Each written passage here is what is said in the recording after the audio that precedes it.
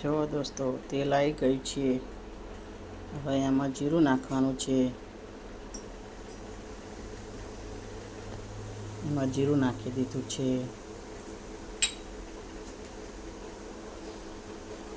એમાં તેજપત્તું નાખ્યું છે.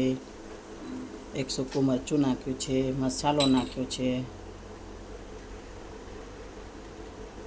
અને એમાં મરચાં નાખવાના છે.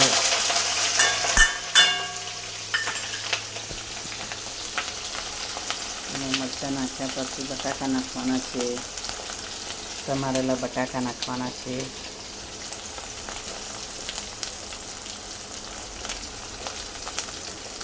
સાબુદાણાની ખીચડી બનાવી હોય તો આ રીતે બનાવવાની. ચાલો સૌ પણ જોજો.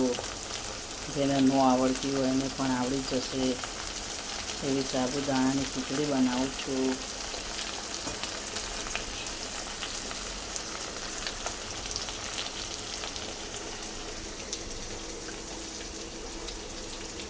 આમાં હળદર નાખવાની છે. તમે હળદર ખાતા હોય તો હળદર નાખજો. ધાણા નાખવાના છે. ધાણાના કુડિયા.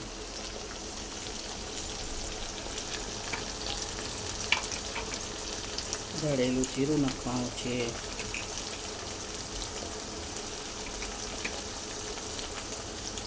તમને જેટલું ગમે જેટલું પરસન હોય એટલું તમારે નાખવાનું. રાળી ચમચમ મીઠું નાખવાનું છે. સાબુદાણાની ખીચડી બનાવી તો આ રીતે બનાવવાની દોસ્તો.